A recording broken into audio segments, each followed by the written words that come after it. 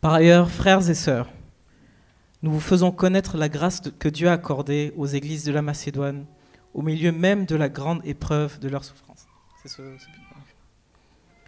Leur joie débordante et leur pauvreté profonde les ont conduits à faire preuve d'une très grande générosité. Je l'atteste, ils ont donné volontairement, selon leurs moyens, et même au-delà de leurs moyens. Et c'est avec beaucoup d'insistance qu'ils nous ont demandé la grâce de prendre part à ce service en faveur des saints. Ils ont fait plus que ce que nous espérions, car ils se sont d'abord donnés eux-mêmes au Seigneur, puis à nous, par la volonté de Dieu. Nous avons donc encouragé Tite à parachever, chez vous aussi, ce geste de générosité, comme il l'avait d'ailleurs commencé. De votre côté, vous avez tout en abondance, la foi, la parole, la connaissance, le zèle, à tout point de vue, et l'amour pour nous. Faites en sorte que la même abondance se manifeste dans cet acte de grâce. Je ne dis pas cela pour donner un ordre, mais pour éprouver la sincérité de votre amour par l'exemple du zèle des autres.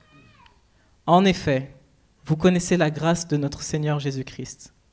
Pour vous, il s'est fait pauvre alors qu'il était riche, afin que par sa pauvreté, vous soyez enrichis. C'est un avis que je donne à ce sujet, et c'est ce qui vous convient, puisque dès l'année dernière, vous avez été les premiers non seulement à faire une collecte, mais aussi à la vouloir.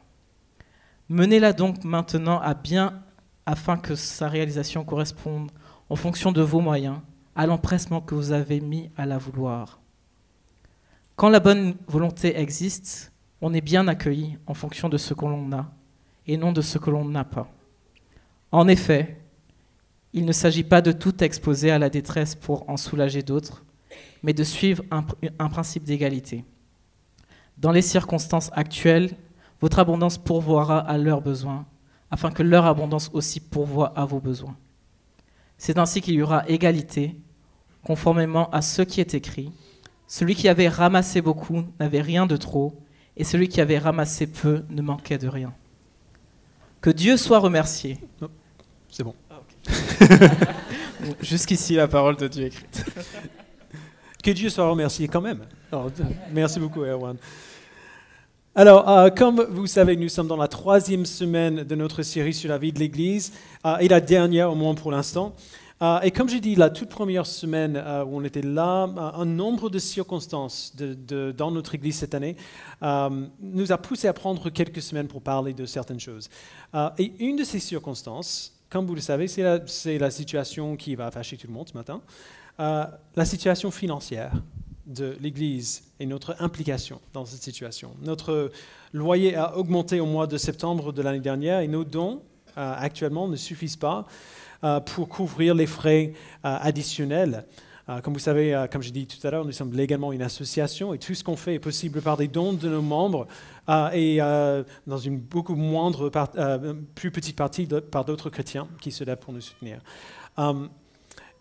Et si cela ne suffisait pas, pour parler du sujet de l'argent et du don et de la générosité, voici une autre raison encore meilleure.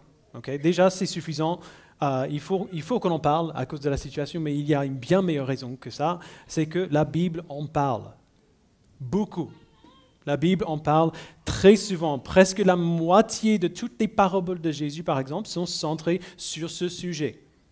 Sur le sujet de l'argent et de la générosité. Alors, étant donné la situation de l'Église d'un côté et le poids du témoignage biblique que nous sommes engagés à prêcher, il faut qu'on en parle. Alors, je sais que certains d'entre vous, si vous êtes un peu cynique, vous allez faire des calculs.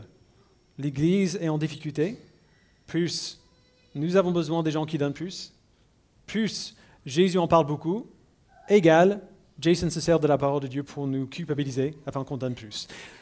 Je vous promets, ce n'est pas ça qui se passe, et voici pourquoi. À moins que j'en ai raté un exemple, à chaque fois que la Bible parle de la générosité financière au sein de l'Église, elle parle d'autre chose en plus, en même temps, en plus du don. Elle parle de comment le don nous forme à avoir confiance en Dieu, par exemple. Ou alors elle parle de comment le fait de tenir à nos ressources matérielles peut nous amener à l'idolâtrie. Ou alors, comme dans notre texte d'aujourd'hui, elle parle de ce à quoi cela ressemble, de servir l'Église de manière terre-à-terre et pratique, et surtout ce qui motive notre service. Donc ce n'est pas que la question financière qui est traitée dans ces textes, c'est aussi la question du service de manière générale. Comment on fait et qu'est-ce qui nous motive? On aurait parlé de ce sujet même si on allait très bien d'un point de vue financier. C'est un sujet vraiment, vraiment important pour les chrétiens. Et ça fait un petit moment qu'on n'en a pas parlé. Donc, 2 Corinthiens 8, on a lu le début du chapitre. Dans ce chapitre, Paul adresse une mission spécifique qui a occupé quand même pas mal de son temps, c'est de faire une collecte pour les chrétiens à Jérusalem qui vivaient la persécution pour leur foi. Alors, quand Paul visitait, en fait, il faisait le tour des églises, il visitait beaucoup d'églises. Quand il visitait ces églises, et dans certaines de ses lettres, Paul encourage les églises à donner à leurs frères et sœurs à Jérusalem pour alléger le fardeau sur cette église locale. Alors évidemment, nous, à Connexion, on n'est pas dans exactement la même situation aujourd'hui. On n'est pas persécutés. L'augmentation de notre loyer n'est pas une persécution. C'est normal, il nous donne une réduction de dingue depuis des années. C'est normal que ce ne soit pas soutenable sur le long terme. On n'est pas persécuté et on parle de donner pour répondre aux besoins de notre église locale et pas d'une autre église locale comme de Corinthe à Jérusalem. Mais le principe que Paul met en place ici est le même. Parce qu'il ne s'agit pas de ce que nous donnons ou à qui nous donnons, mais surtout de pourquoi nous donnons et ce que notre don exprime. D'accord? Donc, il commence en parlant aux Corinthiens de comment une autre église a récemment donné, et c'est l'église de la Macédoine. Donc, on va recommencer à lire à partir du verset 1. Il dit, par ailleurs, frères et sœurs, nous vous faisons connaître la grâce que Dieu a accordée aux églises de la Macédoine. Au milieu même de la grande épreuve de leur souffrance, leur joie débordante et leur pauvreté profonde les ont conduits à faire preuve d'une très grande générosité. Alors arrêtons là juste un instant, c'est hyper bizarre ce qu'il vient de dire. Normalement, ça ne marche pas comme ça. Les chrétiens de la Macédoine, il dit, passaient par une grande épreuve, genre une souffrance. Ils étaient dans un état de pauvreté profonde, mais quand même, ils étaient heureux en Dieu, remplis d'une joie débordante. Est-ce que ça marche comme ça pour nous la plupart du temps? Quand on souffre, quand on est dans une situation de pauvreté, que ce soit financière ou autre, est-ce qu'on est rempli d'une joie débordante? Ou pour ma part, pas tant que ça. Alors comment c'est possible? Ils ne pouvaient être remplis de joie à ce point que si leur joie ne dépendait pas des choses qu'ils avaient. Okay? S'ils sont dans un état de pauvreté profonde, et leur joie dépendait de leur richesse, évidemment, ils ne seraient pas dans la joie. Mais si leur joie ne dépend pas des choses qu'ils ont, ils peuvent perdre ces choses sans perdre leur joie. La seule manière pour ces chrétiens de la Macédoine d'avoir une telle abondance de joie dans cette situation, c'est que leur joie venait d'ailleurs, d'une autre source que leurs ressources matérielles. Autrement dit, leur joie venait de Dieu lui-même. Et parce que leur joie était en Dieu, ils ont vu le peu qu'ils avaient et ils ont vu que ça pourrait être sacrifié. Puisque leur joie était en Dieu, ils aimaient naturellement ce que Dieu aime. Dans ce cas, les frères et sœurs de l'Église à Jérusalem. Et leur joie en Dieu était tellement forte que leur pauvreté, plutôt que d'être un fardeau pour eux, leur a donné une opportunité. Celle d'exprimer leur joie en partageant le peu qu'ils avaient. Leur joie débordante et leur pauvreté profonde les ont conduits à faire preuve d'une très grande générosité. Et puis Paul continue verset 3. Je l'atteste, ils ont donné volontairement selon leurs moyens et même au-delà de leurs moyens. Et c'est avec beaucoup d'insistance qu'ils nous ont demandé la grâce de prendre part à ce service en faveur des saints. Ils ont fait plus que ce que nous espérions, car ils se sont d'abord donnés eux-mêmes au Seigneur, puis à nous, par la volonté de Dieu. Alors, ils ont donné selon leurs moyens. Ils n'avaient pas grand-chose, et donc ils ont sûrement donné moins que beaucoup d'autres églises. Paul, il faisait le tour des églises, il recevait les dons de beaucoup d'églises. Les Macédoniens n'avaient pas grand-chose. Et donc leurs dons étaient très probablement beaucoup moins que d'autres églises où Paul est allé. Mais quand même, ils ne se sont pas arrêtés là. Donner selon ses moyens veut dire qu'on regarde son budget, on voit ce dont on peut se priver et on donne ça. Paul témoigne que eux, les Macédoniens, ils ont donné au-delà de leurs moyens. Ils ont regardé leur budget et ils ont vu ce dont ils pouvaient se priver et ils ont dit « Ah ouais, quand même. Allez, allons un peu plus loin, donnons un peu plus. » Et verset 4, il dit, c'est avec beaucoup d'insistance qu'ils ont demandé la grâce de prendre part à ce service en faveur des saints. Donc on voit bien qu'ils n'étaient pas sous une pression ou une obligation de faire ça, ils l'ont fait parce qu'ils voulaient le faire. Puisqu'ils savaient qu'ils appartenaient au Seigneur, verset 5, ils se sont d'abord donnés eux-mêmes au Seigneur et puis à nous.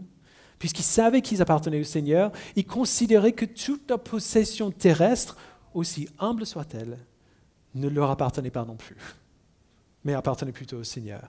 Et donc, ils se sont donnés à leurs frères et sœurs à travers leur générosité. Et du coup, maintenant, Paul s'adresse à nouveau aux Corinthiens en disant, regardez la Macédoine comme exemple et envoyez votre contribution à l'église de Jérusalem avec Tite. Verset 6, nous avons donc encouragé Tite à parachever chez vous aussi ce geste de générosité, comme il avait d'ailleurs commencé. De votre côté, vous avez tout en abondance. La foi, la parole, la connaissance, le zèle à tout point de vue et l'amour pour nous. Faites en sorte que la même abondance se manifeste dans cet acte de grâce. Vous avez tout en abondance. La foi, la parole, la connaissance, le zèle et l'amour pour nous. Il y a un domaine où on ne le voit pas. Faites en sorte que la même abondance se manifeste dans cet acte de grâce aussi. Alors c'est ça, on peut imaginer les Corinthiens qui commencent à s'inquiéter un peu. C'est bien ce que les Macédoniens ont fait. Mais ils ont choisi de le faire. Paul, tu ne peux pas nous ordonner quand même de donner comme ça. Et donc Paul est très clair, verset 8, « Je ne dis pas cela pour donner un ordre, mais pour éprouver la sincérité de votre amour par l'exemple du zèle des autres. » Ça, c'est presque pire que s'il avait donné un ordre. Je ne vous ordonne rien. Vous n'êtes pas obligé de faire ça. J'éprouve la sincérité de votre amour. Ce que vous ferez sera un indicateur d'où est votre cœur. C'est dur. Si nous aimons Dieu, nous aimerons son peuple et nous aimerons son œuvre. Et si nous aimons son peuple et son œuvre, et nous voyons que ce peuple et cette œuvre ont besoin d'aide, si on aime Dieu, on va vouloir les aider. Alors, si je peux le dire de manière un peu brutale, si on veut mesurer notre amour pour Dieu, on peut commencer en examinant notre relevé bancaire. Ce n'est pas la seule chose qu'on peut faire, ce n'est pas la seule manière de juger ça, mais c'est un bon endroit pour commencer. Je sais que certains d'entre vous ne vont pas aimer ça, ce que je viens de dire, mais si on change de contexte et on parle d'autre chose, on voit que c'est vrai. Personne n'a de problème pour dépenser de l'argent sur les choses qu'on aime. Je n'essaie pas de culpabiliser qui que ce soit ici, je vous promets, mais simplement pour illustrer la chose, pensez à combien d'argent vous avez dépensé sur vos dernières vacances. Billets de train ou d'avion, la nourriture qu'on a acheté pendant les vacances, les souvenirs, billets de musée, je ne sais pas quoi d'autre. Personne n'a de problème pour dépenser de l'argent sur les vacances. Pourquoi ? Parce qu'on aime les vacances. Ça nous fait du bien. On aime le repos, on aime se décompresser. Et c'est bien. Je ne dis pas du tout que c'est une mauvaise chose, ni qu'on ne devrait pas le faire. Mais quand même, ça montre bien ce qu'on aime. Ça montre bien ce que nous aimons. Vous vous rappelez des paroles de Jésus dans Matthieu 6 ? Là où est votre trésor, là aussi sera votre cœur. On regarde son relevé bancaire, et si on enlève les essentiels, alors le loyer, les charges, les courses et ainsi de suite, les dépenses qui restent sur le relevé sont une bonne indication de ce qui est important pour nous. C'est ça que Paul veut dire. Les chrétiens de la Macédoine ont prouvé leur amour Non seulement dans le fait qu'ils ont donné, mais dans la manière dont ils ont donné. C'est ça le zèle des autres dont il parle. Ils ont donné non pas de leur abondance, mais de leur pauvreté, et ainsi, ils ont prouvé leur amour pour leurs frères et sœurs. Ils aiment les chrétiens de Jérusalem à ce point qu'ils sont prêts à donner non pas de leur abondance, mais de leur pauvreté. Ils se sont sacrifiés pour leurs frères et sœurs à Jérusalem parce qu'ils les aimaient.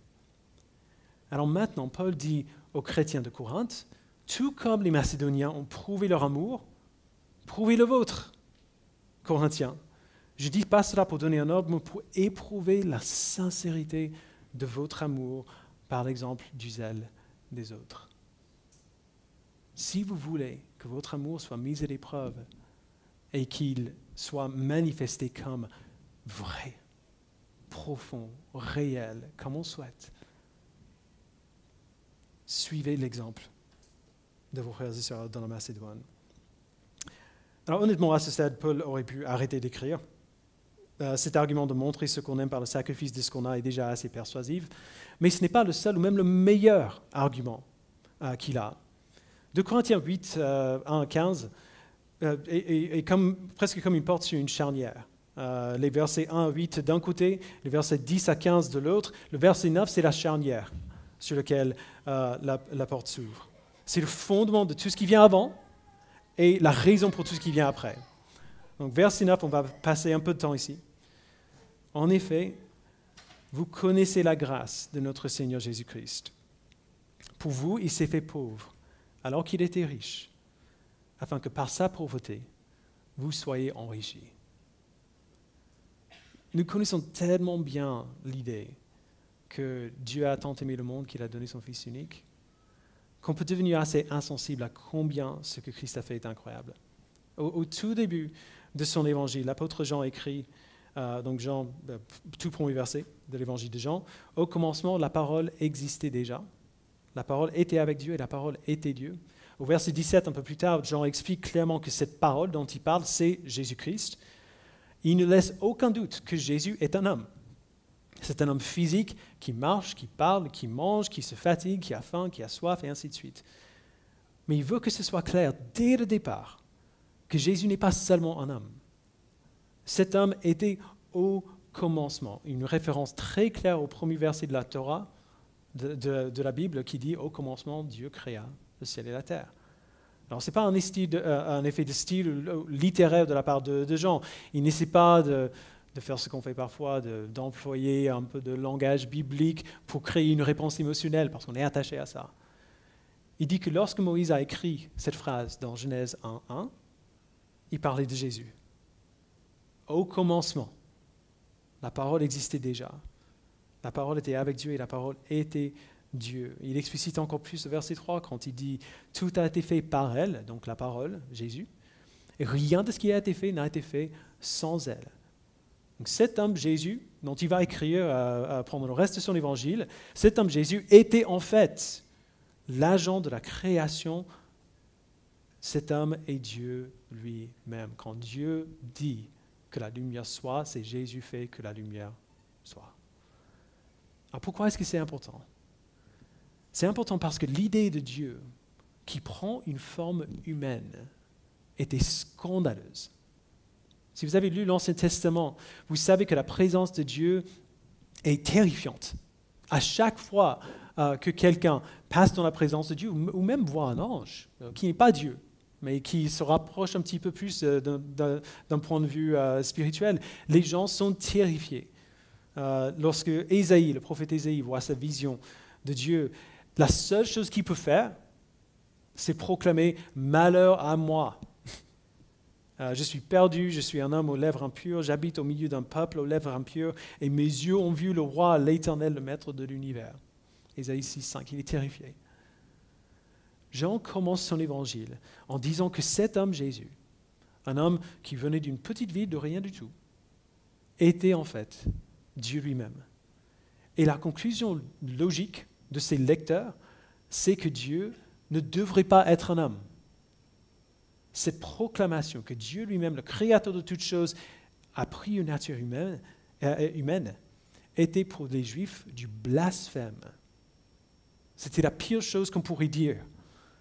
Et c'est précisément l'argument que Jean construit. Quand on lit les évangiles, on voit cette aberration qui est tellement énorme qu'on dirait presque une blague. Comme dit Frédéric Buechner, le Dieu Tout-Puissant, le Créateur, le Roi de l'univers, le Seigneur souverain de toutes choses, est venu vers nous en portant des couches. C'est presque ridicule. Il est venu en tant qu'un être humain ordinaire. Mais cet être humain ordinaire n'était pas seulement un être humain ordinaire, c'était Dieu lui-même. Quand on le voyait, on ne savait pas. C'était un homme simple, des moyens modestes, mais c'était Dieu. Alors disons qu'on acceptait cette idée. Dieu est devenu un homme, ok, d'accord. Si c'était vrai, qu'est-ce qu'on imaginerait qu'il soit venu faire? Si on connaît l'Ancien Testament, on imaginerait que si Dieu devenait un homme, ce serait pour régner sur la terre en tant que roi, pour être établi et mis sur le trône à Jérusalem. Le peuple juif était opprimé à l'époque, sous l'occupation romaine à Jérusalem après un exil en Babylone. Ils avaient besoin d'un sauveur pour les libérer. Alors si Dieu devenait un homme, évidemment, bien sûr, il serait ce type de sauveur-là. Mais non. Comment est-ce qu'on voit ce Dieu-homme se comporter pendant sa vie? Il guérit des gens. Il enseigne.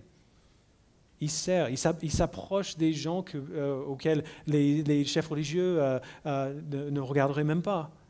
Il travaille comme un prédicateur itinérant sans domicile fixe.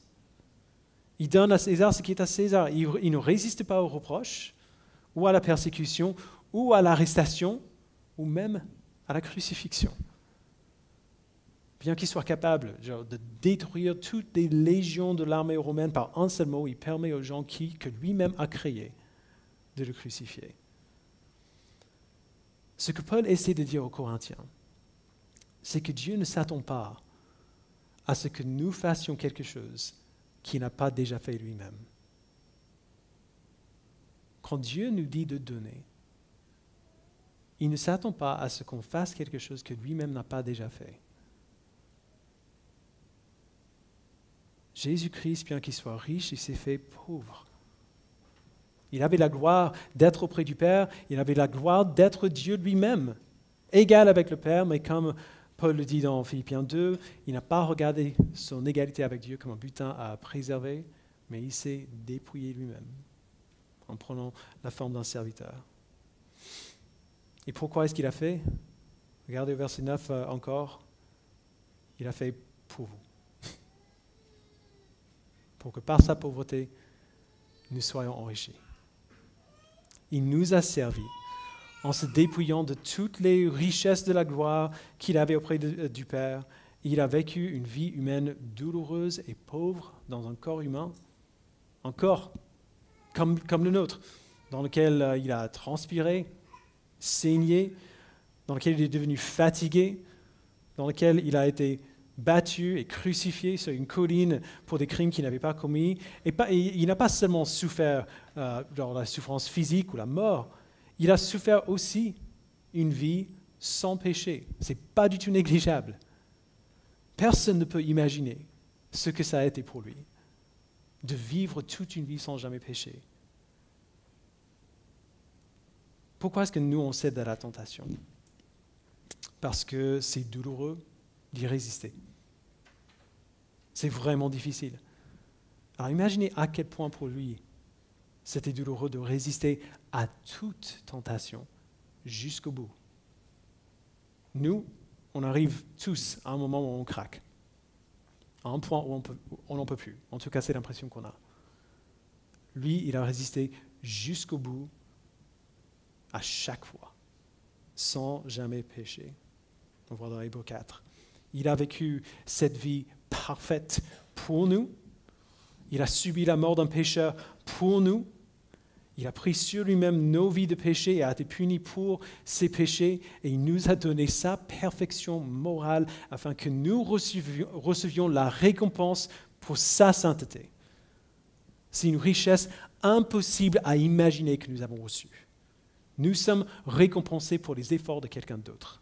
Nous ne sommes pas punis alors que nous le méritons. C'est juste hallucinant. Personne n'a jamais donné comme Jésus a donné. Personne n'a jamais renoncé à tout ce à quoi Jésus a renoncé. Il a tout donné, s'est dépouillé lui-même pour nous. Pour vous, il s'est fait pauvre, alors qu'il était riche, afin que par sa pauvreté, vous soyez enrichis.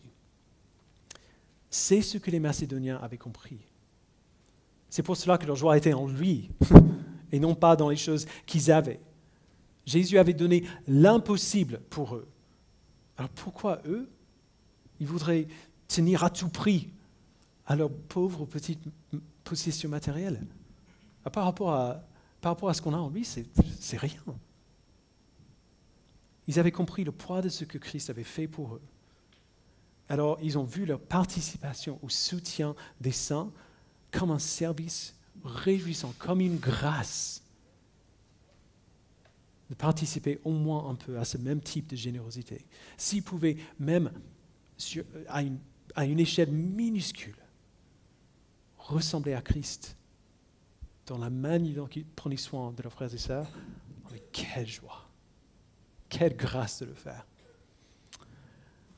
Les Macédoniens donnent à cause de leur joie, à cause de la joie qu'ils ont en Christ.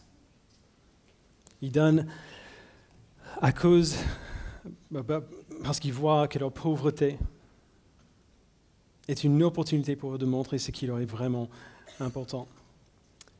Ils prennent comme modèle l'exemple de Jésus-Christ, qui s'est donné pour nous, qui s'est fait pauvre, afin que par sa pauvreté nous soyons enrichis. Maintenant, Paul s'adresse vraiment aux Corinthiens. Verset 10. Il dit, c'est un avis que je donne à ce sujet, et c'est ce qui vous convient, puisque dès l'année dernière, vous avez été les premiers, non seulement à faire une collecte, mais aussi à la vouloir. Menez-la donc maintenant à bien, afin que sa réalisation corresponde en fonction de vos moyens à l'empressement que vous avez mis à la vouloir. Alors, on ne sait pas exactement ce qui s'est passé dans l'église de Corinthe. On comprend comment ces choses peuvent se passer. Il y a souvent des projets dans des églises qu'on commence avec beaucoup de passion, avec beaucoup de joie, et pour une raison ou une autre, soit on oublie de le terminer, soit il y a un obstacle. On ne sait pas trop ce qui s'est passé. Mais ce qu'on sait, c'est qu'ils avaient commencé ce travail. L'année précédente, ils avaient commencé à montrer leur générosité, non pas à partir d'une obligation, mais parce qu'ils désiraient le faire, Paul dit. Ils ont bien commencé. Tout ce que fait Paul ici, c'est les encourager de continuer ce qu'ils avaient commencé. Terminer ce que vous avez commencé. C'est bien que vous désiriez être généreux, mais il peut parfois y avoir un écart entre vouloir faire ce qu'il faut et faire ce qu'il faut. Et peut-être que vous le ressentez. Alors si vous le désirez, si vous désirez contribuer à cette grâce, ou participer à cette grâce, faites-le. Si vous avez la joie en Christ, comblez votre joie. Rendez votre joie complète. Et remarquez bien qu'il les encourage à donner en fonction de leurs moyens. Il ne les pousse pas à faire exactement comme les Macédoniens ont fait. Ils ont donné au-delà de leurs moyens. Mais ce n'est pas une compétition.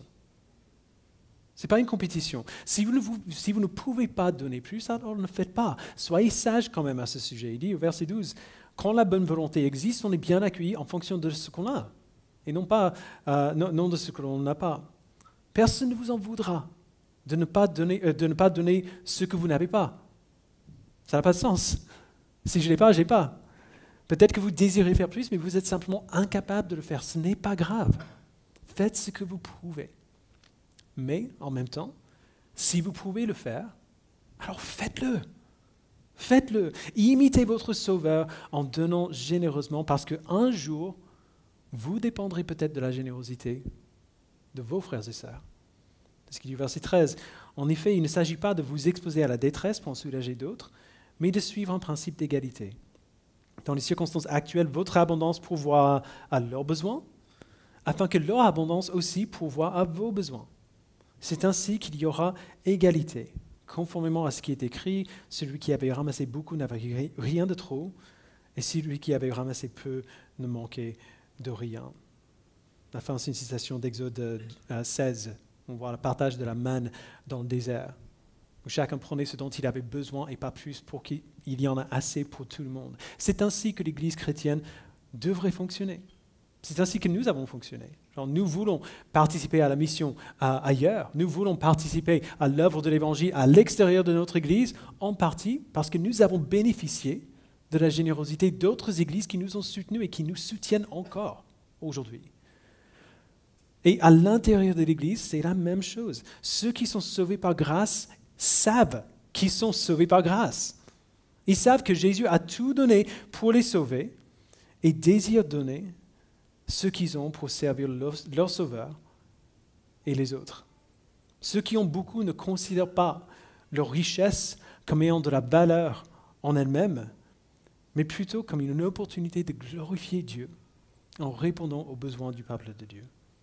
Et ceux qui n'ont rien peuvent, en tout cas c'est notre prière et notre but, ceux qui n'ont rien peuvent compter sur leurs frères et sœurs en Christ pour de l'aide, afin de ne pas devoir s'inquiéter de leurs besoins et de pouvoir se consacrer entièrement au travail de glorifier Dieu dans leur vie et dans le peuple. Alors Paul a commencé son argument au verset 1 à 8, en parlant de la générosité des Macédoniens. Il donne le fondement de son argument au verset 9. Pour vous, il s'est fait pauvre alors qu'il était riche, afin que par sa pauvreté vous soyez enrichis. Et il applique son argument aux Corinthiens au verset 12 à 15. Comblez votre joie, menez votre désir à bien, en donnant généreusement selon vos moyens. Je pourrais inventer une application pour ce message, mais bon, si la Bible fournit elle-même l'application, il vaut mieux juste aller avec. Donc, c'est ce que je fais. Notre appel, l'appel de ce texte pour nous aujourd'hui est la même que c'est pour les Corinthiens. Tout d'abord, servons et soyons servis. Comme dit Paul, c'est un principe d'égalité. On donne à l'Église parce qu'on sait qu'un jour, on aura besoin que l'Église donne à nous. Pas toujours, peut-être pas de la même manière. Genre, on ne donne pas, je sais pas, on donne pas 10 € à l'Église pour que quelqu'un de l'Église nous donne 10 € plus tard. Alors, c'est pas dans ce sens-là. Mais on sert l'Église afin que l'Église nous serve aussi, non pas comme un salaire, mais juste parce que c'est comme ça que ça marche. Verset 14, dans les circonstances actuelles, votre abondance pourvoit à leurs besoins, afin que leur abondance aussi pourvoie à vos besoins. C'est ainsi qu'il y aura égalité. On ne doit pas servir l'Église pour être servi, mais une des grâces que Dieu nous fait, c'est que quand nous servons la mission de l'Église, eh bien la mission de l'Église nous sert aussi. Lorsque vous donnez à l'Église, vous donnez au travail de l'Évangile. Et si vous aimez Christ, si vous aimez l'Évangile, tout ce qui sert les besoins de l'Évangile est un service envers vous. Parce qu'en conséquence, la gloire de Dieu va briller encore plus fort. Et vous aurez la joie de voir de plus en plus de monde clairement voir cette gloire-là, qui est la raison pour laquelle nous existons. Et d'ailleurs, c'est l'autre raison pour laquelle ce passage qui parle du don parle en réalité de quelque chose d'encore plus grand. Ce n'est pas seulement une question du don financier. La générosité de Christ en nous s'applique à tout service que nous faisons dans l'Église. Lorsqu'on a vu ce qu'on a vu dimanche dernier, avertissez ceux qui vivent dans le désordre, soutenez les abattus, aidez les faibles, être patients les uns avec les autres, et ainsi de suite. Quand on fait ces choses, on les fait pour deux raisons. Parce que c'est ainsi que Christ nous a servis, et parce qu'un jour, nous en aurons nous-mêmes besoin, et l'Église sera là pour nous servir à ce moment-là. Donc, servons l'Église et laissons-nous servir. Et deuxièmement, prions de désirer donner et faisons ce que nous désirons. Verset 10, c'est un avis que je donne à ce sujet et c'est ce qui vous convient, puisque dès l'année dernière, vous avez été les premiers non seulement à faire une collecte, mais aussi à la vouloir. Une des grâces dont Paul parle au verset 1, c'est le désir de prendre soin de l'Église de Jérusalem, afin que ses membres puissent être libérés pour se consacrer à l'édification de l'Église et la proclamation de l'Évangile. Ce désir n'est pas quelque chose de naturel. C'est quelque chose que l'Esprit a fait en eux. C'est une grâce que Dieu leur a montrée, de vouloir participer. Parce que c'est un sacrifice, c'est pas facile. Ce n'est pas naturel de vouloir se sacrifier pour des gens que peut-être qu'on ne connaît même pas. C'est une grâce que Dieu leur a faite.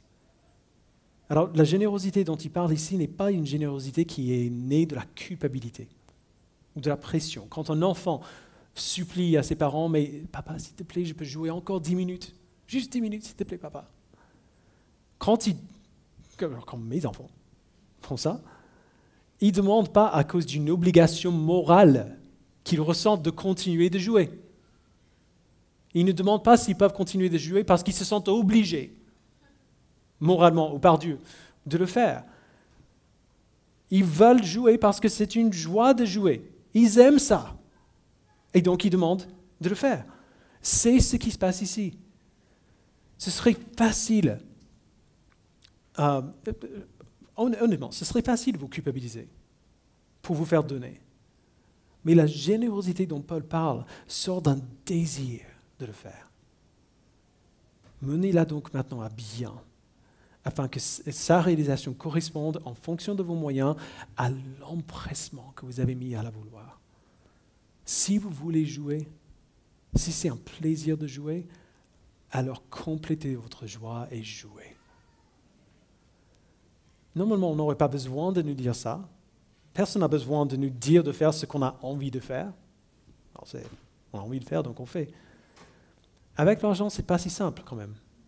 Parce que pour une raison X, je suis en France depuis presque la moitié de ma vie maintenant, donc je peux le dire, je pense. En France, c'est un sujet quand même particulier, l'argent. On dit à Christ, je te donne toute ma vie, et on pense vraiment qu'on est en train de le faire, mais, comme par hasard, il y a quand même un domaine qu'on réserve pour nous. Genre intentionnellement ou non. Je ne sais pas pourquoi on imagine que Dieu a ce mot à dire sur tous les autres domaines de ma vie, mais sur la question des finances, c'est moi qui dois gérer ça. En plus de cela, il y a la crainte qui est associée. Peu importe combien je veux donner, je vois les pires scénarios se dérouler dans ma tête. Et si la chaudière tombe en panne, si je perds mon travail, ici. Alors Paul les encourage. Si vous désirez le faire, alors faites-le. Ne vous permettez pas d'être retenu par la peur, comme si Dieu ne prendra pas soin de vous. Souvenez-vous de la générosité de Christ qui a tout donné pour vous sauver. Encore, c'est une grâce que Dieu nous donne. On ne peut pas produire ce désir en nous-mêmes. Et donc, notre première réponse à ce texte devrait être de prier. De prier, de nous souvenir des Macédoniens. Prions de nous souvenir de leur générosité joyeuse au milieu de l'épreuve et de la pauvreté, leur générosité qui nous font quand même un peu honte quand on y pense. Prions de nous souvenir de la générosité de Christ qui s'est dépouillé de ses richesses dans la gloire afin de tout nous donner. Et puis après, prions qu'il nous donne de compléter notre joie. Poursuivons le contentement en Christ en lui faisant confiance pour pourvoir nos besoins. Poursuivons la joie en donnant généreusement pour voir la gloire de Dieu briller dans notre ville, dans notre Église. Ce n'est pas seulement une question de besoin. On ne donne pas principalement parce qu'il y a un besoin. On donne surtout et avant tout pour notre joie, parce que nous désirons voir notre joie comblée lorsque Dieu pourvoit à nos besoins. Je vous invite à prier. Père, nous te remercions pour ta générosité envers nous qui n'était pas du tout obligée, qui n'est même pas normale. Nous qui méritons la punition de ta main parce que nous avons rejeté ta volonté pour nous. Tu as mis ce que nous méritons sur ton Fils. Et tu nous as donné ce que lui, il mérite. Père, je prie que tu nous fasses grandir dans notre compréhension de ta générosité envers nous. Non pas principalement ou premièrement afin qu'on donne, mais afin qu'on soit émerveillé à chaque instant de ce que tu as fait pour nous, ce que tu es pour nous. Qu'on soit émerveillé devant ton caractère. Aide-nous, Père, à ressembler à notre Sauveur. À ne pas considérer ce que nous avons comme des sources de notre joie les plus profondes, ou alors comme des choses auxquelles on doit tenir à tout prix. Aide-nous à voir que nous t'appartenons, que tout ce que nous avons t'appartient, et que puisque notre joie, notre satisfaction éternelle ne dépend pas de ces choses, alors nous pouvons les perdre. Aide-nous, Père, à grandir comme les Macédoniens. Aide-nous à, même au milieu de la souffrance, de l'épreuve, de la pauvreté, notre joie nous pousse à voir notre situation actuelle non pas comme un fardeau, mais comme une opportunité de montrer ce qui est véritablement important pour nous. C'est quelque chose qui est incompréhensible pour nous. C'est quelque chose que tu as besoin de faire en nous. Et alors nous prions, Père, que tu le fasses. Que tu fasses ce miracle en nous. Et que quelqu'un d'autre, un jour, puisse témoigner de notre Église comme Paul a témoigné des Macédoniens auprès des Corinthiens. Nous voulons voir ce même miracle au sein de notre communauté et en nos propres vies. Alors s'il te plaît, Père, fais-le en nous. Au nom de Jésus-Christ, nous prions. Amen.